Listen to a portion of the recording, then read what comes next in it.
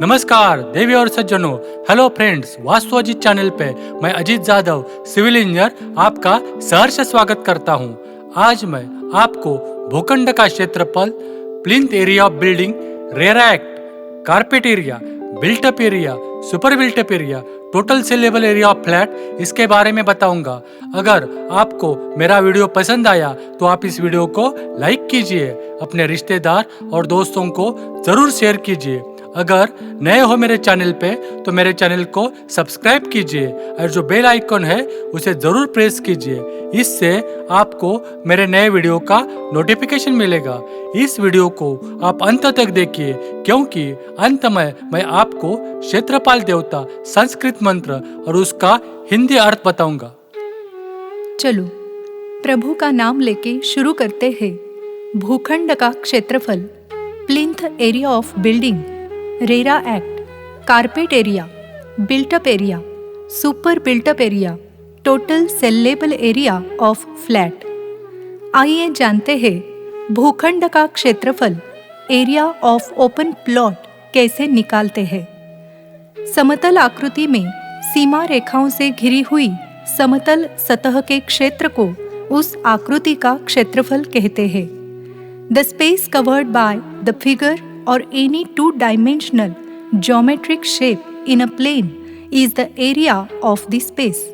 क्षेत्रफल की इकाई को वर्ग इकाई अर्थात स्क्वायर फुट, स्क्वायर मीटर आदि में व्यक्त किया जाता है।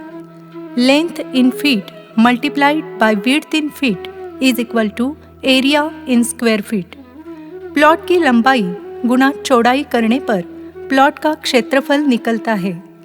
उदाहरण के तौर पर प्लॉट की लंबाई 22 मीटर है और चौड़ाई 20 मीटर है, तो उस प्लॉट का एरिया 440 स्क्वायर मीटर आता है। 1 metre is equal to 3.28 feet. 1 square metre is equal to 10.76 square feet. तो ड्राइंग में दर्शाया गया प्लॉट का area 440 square metre is equal to 4735 square feet. इस पर एक शेर याद आया। रिश्तों का क्षेत्रफल कितना अजीब है। लोग लंबाई और चौड़ाई को नापते हैं, लेकिन गहराई को नहीं देखते। इमारत जोता चबूतरे का क्षेत्रफल, प्लिंथ एरिया ऑफ बिल्डिंग कैसे निकालते हैं। इमारत दो प्रकार से बनती है, एक फ्रेम स्ट्रक्चर और दूसरा load bearing structure. Frame structure में दीवारों का लोड बीम लेते हैं, बीम का भार कॉलम सहते हैं और कॉलम का लोड जमीन में गढ़े फुटिंग पर ट्रांसफर होता है।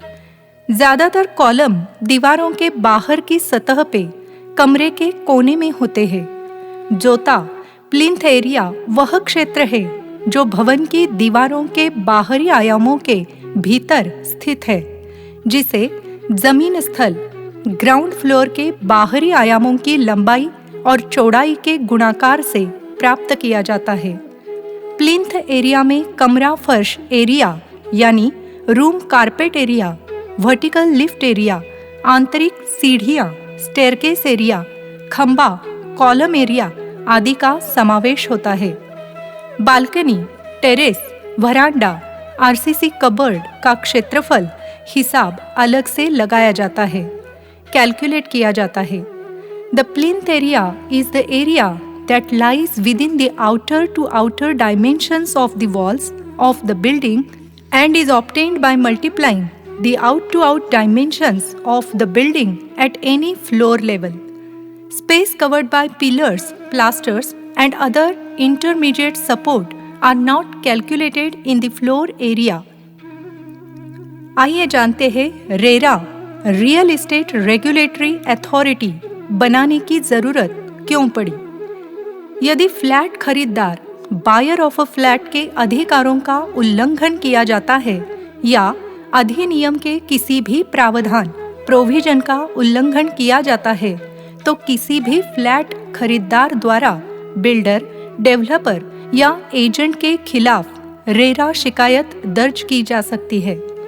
Real estate regulation and development act 2016 RERA act एक कानून है जिसे भारतीय संसद ने पास किया था।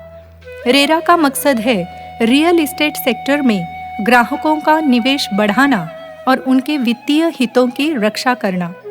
साथ ही में जमीन मालिक, पारिवारिक विवाद, किसी एक सदस्य का डेवलपर के साथ हुआ आर्थिक लेन देन, इमारत निर्माण क्षेत्र में अज्ञान, इन कारणों से मालिक अपनी जमीन डेवलपमेंट को देता है। उनके हितों का ध्यान रखना, क्योंकि कल के जमीन मालिक आज के बनने वाले प्रोजेक्ट, फ्लैट, शॉप के मालिक होते हैं। The objective of RERA is to increase the investment of customers in the real estate sector and protect their financial interest. 10 मार्च 2016 को राज्यसभा ने रेरा बिल को पास किया था। इसके बाद 15 मार्च 2016 को लोकसभा ने इस बिल को पास किया। सटई निर्देशांक का क्या मतलब है? Carpet area of flat in apartment कैसे कैलकुलेट करते हैं? रियल एस्टेट रेगुलेटरी अथॉरिटी के अनुसार कारपेट एरिया का मतलब है एक अपार्टमेंट का शुद्ध उपयोग योग्य फर्श एरिया। यह एरिया जिसे शुद्ध कारपेट या शुद्ध उपयोग योग्य क्षेत्र द्वारा आच्छादित कवर किया जाता है। कारपेट एरिया भीतरी दीवारों के बीच की दूरी होती है। सामान्य एरिया जैसे बाहरी दीवारों से आच्छादित क्षेत्र, लिफ्ट, लॉबी, सर्विस शाफ्ट में आने वाला क्षेत्र, विशिष्ट बरामदा या बालकनी क्षेत्र और खुली छत इसके अंतर्गत नहीं आती। लेकिन अपार्टमेंट के आंतरिक विभाजन की दीवारों से घिरा हुआ क्षेत्र इसमें शामिल होता है। तकनीकी रूप से भीतर की दीवारों के बीच की दूरी कारपेट एरिया कहलाती है। यह फ्लैट का इस्तेमाल होने वाला वास्तविक क्षेत्र होता है। कारपेट एरिया वह क्षेत्र होता है जो घर के भीतर कारपेट फैलाने के लिए इस्तेमाल किया जाता है। यह अपार्टमेंट में इस्तेमाल होने वाला असली क्षेत्र है। The carpet area is the net usable floor area of the apartment. This means an area that remains after excluding the wall thickness, balcony and veranda area. In simple words, it is the actual usable floor space that you get. निर्मित क्षेत्रफल क्या है? Built up area of flat in apartment कैसे calculate करते हैं? एक परिसर का बिल्ट अप एरिया बाहरी परिधि की दीवार की सतहों से मापा जाता है। इसमें कारपेट एरिया और दीवारों की मोटाई के साथ अपार्टमेंट के भीतर अन्य अनुपयोगी क्षेत्रों जैसे सूखी बालकनी जिसकी चौड़ाई 1 मीटर से कम हो, छत और फूलों की क्यारियां, फ्लावर बेड, कपाटों का क्षेत्रफल, एक्सटर्नल कबर्ड्स जिसकी चौड़ाई 2 फीट हो आदि शामिल होते हैं। आपका बेडरूम 12 फीट लंबा और 10 फीट चौड़ा यानी आयताकृति शेप में है। बेडरूम की दीवारें 6 इंच ब्रिक बैट मेसनरी से बनाई हैं, तो आपके बेडरूम का बिल्ट अप एरिया 13 फीट लंबा और 11 फीट चौड़ा is equal to 143 square foot होगा। इस केस में built up area carpet area से 20% अधिक है। आपका बेडरूम 12 फीट लंबा और 10 फीट चौड़ा यानी आयताकृति शेप में है। बेडरूम की दीवारें 9 इंच ब्रिक बैट मेसनरी से बनाई हैं, तो आपके बेडरूम का बिल्टअप एरिया 13.5 फीट लंबा और 11.5 फीट चौड़ा is equal to 155 square foot होगा। इस केस में बिल्टअप एरिया कारपेट एरिया से 30% अधिक है। संक्षिप्त में built up area is equal to carpet area plus दीवारों का क्षेत्रफल। The built-up area in your flat or apartment is the carpet area plus the area that is covered by the inner walls and the balcony. In housing apartments in India, nearly 30% of a housing unit's entire area is used in creating the inner walls and the balconies. Super built-up area क्या है? Super built-up area of flat in apartment कैसे calculate करते हैं? किसी परिसर का super built up area बिक्री योग्य वह क्षेत्र होता है जिसमें कारपेट एरिया, छत, बालकनी, दीवारों का क्षेत्र और साझा निर्माण जैसे कि लिफ्ट, सीढ़ियां आदि क्षेत्र शामिल होते हैं। कुछ मामलों में बिल्डर इसमें पूल, क्लब हाउस और गार्डन जैसी सुविधाएं भी शामिल करते हैं। सुपर बिल्टअप एरिया की गणना के लिए बिल्डर बिल्टअप एरिया पर 30% तक लोडिंग फैक्टर का इस्तेमाल करते हैं। उदाहरण के तौर पर फ्लैट का कारपेट एरिया 650 स्क्वायर फीट है, बिल्टअप एरिया 700 स्क्वायर फीट है, तो loading area 30% is equal to 210 square feet होगा। तो super built up area of a flat 910 square feet होगा। फ्लैट का विक्री भाव रेट 5,000 रुपये स्क्वायर फीट होगा तो saleable price of a flat 45,50,000 रुपये होगी। Registration fee, stamp duty, common maintenance, parking आदि चार्जेस अलग से देने पड़ते हैं। रियल एस्टेट रेगुलेटरी अथॉरिटी यानी रेरा के अनुसार कारपेट एरिया, बिल्टअप एरिया साथ ही सीढ़ियों, लॉबी जैसे साझा क्षेत्रों का हिस्सा जिसका इस्तेमाल पूरी इमारत में किया जा सकता है, इसे सुपर बिल्टअप एरिया के रूप में परिभाषित किया जाता है।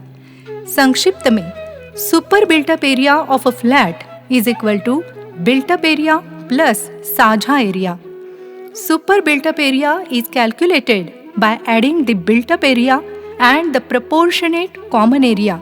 It can also be calculated by multiplying the carpet and 1 plus loading factor.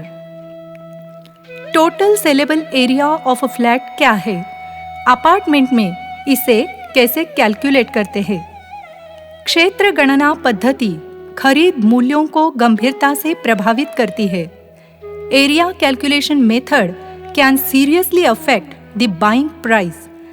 Carpet area of every flat as per RERA अगर 790 स्क्वायर फीट है, area of balcony attach to flat 120 square feet है, तो carpet of saleable area 8% ज्यादा होता है, यानी 853 square feet आएगा। इसी कारपेट ऑफ सेलेबल एरिया को 30% गुणने से 1108 square feet total saleable area आएगा। जरूरी नहीं कि कम कीमत का मतलब बेहतर परचेस डील हो। अब सुनिए क्षेत्रपाल देवता संस्कृत मंत्र। अग्निरापो धरा विष्णु शक्रेन्द्राणि पितामहः पन्नगा कः क्रमाद्वामे ग्रह प्रत्यधि देवताः। अर्थात सूर्यादि ग्रहों के वाम भाग में क्रमशः अग्नि, जल, पृथ्वी, विष्णु, इंद्र, इंद्राणी, प्रजापति, सर्प और ब्रह्मा ये प्रत्यधि देवता स्थापित किए जाते हैं। इस विषय के टॉपिक के बारे में अगर आपके मन में कोई सवाल है, क्वेश्चंस या क्यूरीज है तो नीचे कमेंट बॉक्स में जरूर लिखिए। आशा करता हूँ ये वीडियो आपको पसंद आया होगा। तब तक के लिए प्रभु की कृपा से खुश रहिए, सिद्धि, समृद्धि और सफलता पाइए।